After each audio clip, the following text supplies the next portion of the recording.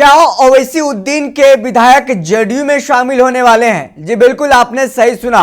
AIM के जो 5 विधायक इस बार जीत करके आए हैं, पांचों विधायक देखिए इधर उधर अब रास्ता देखना शुरू कर चुके हैं। बीते 2020 विधानसभा चुनाव की अगर बात कर ले हम, तो 2020 में 5 में से 4 विधायकों ने ओवैसी की पार्टी एआईएम को छोड़ करके राजद का हिस्सा हो गए थे, तेजस्वी के साथ हो लिए थे। उसके बाद राजद बिहार की सबसे बड़ी पार्टी बन गई थी और 2025 में देखिए जदयू दूसरे नंबर की पार्टी है 85 सीटों के साथ, और सबसे बड़ी पार्टी जो है भारतीय जनता पार्टी बनी है 89 सीटों के साथ। लेकिन नीतीश कुमार का जो कसक है कि वो सबसे बड़ी पार्टी बने और बड़े भाई की भूमिका में हो, क्योंकि पहली दफा है ये जब नीतीश कुमार छोटे भाई की भूमिका में है, बीजेपी बड़े भाई की भूमिका में है।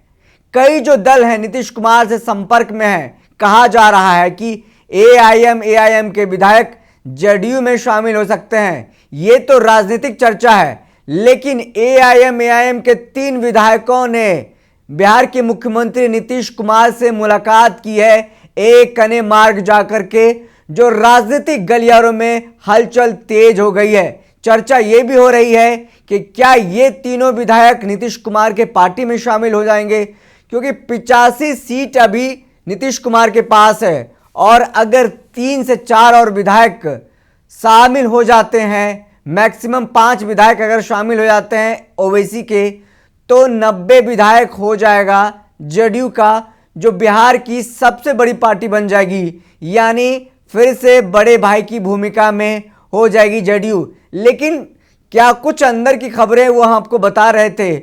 आज देखिए अख्तरुल इमाम जो ओवैसी के पार्टी जो एआईएम के प्रदेश अध्यक्ष हैं, उन्होंने अपने सोशल मीडिया हैंडल पर 2 विधायकों के साथ जाकर के जो मुलाकात किया है बिहार के मुख्यमंत्री नीतीश कुमार के साथ, उसकी तस्वीरें भी उन्होंने डाली है। क्या कुछ लिखा है राजनीतिक से इतर, हम उस पर चर्चा करेंगे और आपको हम पढ़कर सुनाएंगे क्या कुछ उन्होंने कहा है। देखिए अख्तरुल इमाम है एआईएम के प्रदेश अध्यक्ष ओवैसी के पार्टी के, उन्होंने लिखा है, जनाब अख्तरुल इमाम साहब के नेतृत्व में कोचा धावन विधायक सरवर आलम साहब और जोकीहाट विधायक मुर्शिद आलम साहब के साथ माननीय मुख्यमंत्री श्री नीतीश कुमार जी से मुलाकात की गई है। तो देखिए 3 विधायकों ने मुख्यमंत्री नीतीश कुमार से मुलाकात की है। किस लिए मुलाकात की है, देखिए आगे उन्होंने लिखा है, बैठक में कई अहम मुद्दों पर चर्चा हुई है, जिनमें खास तौर पर नदी कटाव की समस्या हो, सकौर में सैनिक स्टेशन में के प्रस्तावित जमीन पर दोबारा विचार करने और कई अन्य मुद्दों को मुख्यमंत्री जी के संज्ञान में लाया गया और उन्होंने आवश्यक कार्यवाही का भरोसा दिया है। जनहित के मुद्दों पर हमारी कोशिश लगातार जारी है।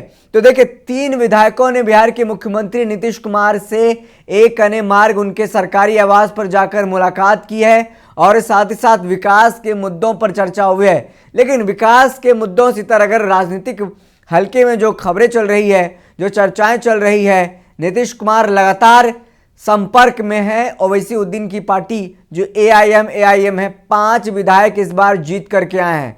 अगर पांचों विधायक जदयू में शामिल हो जाते हैं या फिर समर्थन दे देते हैं, शामिल होना पड़ेगा या पार्टी को विलय कराना पड़ेगा। अगर शामिल हो जाते हैं तो फिर जदयू सबसे बड़ी पार्टी बन जाएगी, 1 नंबर की पार्टी बन जाएगी और भारतीय जनता पार्टी जदयू पर दबाव नहीं बना पाएगी।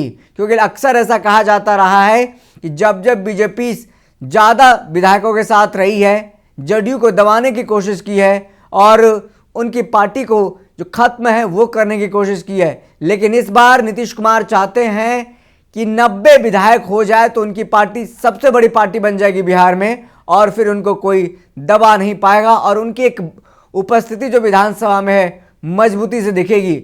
तमाम जो खबरें हैं वो अभी देखिए एक भविष्य में गर्व में है, क्या कुछ होगा, राजनीतिक चर्चाएं हैं। और क्योंकि देखिए दरवाज़ा राजनीति में किसी के लिए बंद नहीं होता, हमेशा खुला रहता है। एक बंद होता है तो 4 खुला रहता है, कहा जाता है। यहाँ पर लगता है दुश्मन है, लेकिन अंदर खाने से हर कोई दोस्त होता है। फिर से कहीं ओवैसी के पार्टी के विधायक पाला बदल कर इस बार जदयू के साथ ना हो जाएं, क्योंकि जेडीयू के साथ जाने से उनको लाभ होगा, उनको सत्ता का साथ मिलेगा, साथ ही साथ मंत्री भी बनाए जा सकते हैं और अल्पसंख्यक समाज के जो लोग हैं उनको प्रतिनिधित्व मिलेगा और किशनगंज के क्षेत्र में विकास भी होगा। देखना होगा, लेकिन तमाम जो चीज़ें हैं वो आपको बताने समझाने की कोशिश करते हैं और हमने आपको बताया कि इनके पीछे का मकसद क्या है और फिर राजनीतिक मकसद क्या है। फिलहाल इस खबर में इतना ही, हमें दीजिए इजाजत, फिर मिलते हैं किसी बड़ी खबर के साथ। तब तक के लिए देखते रहें देश दुनिया की तमाम खबरों के लिए दर्श न्यूज। बहुत बहुत शुक्रिया।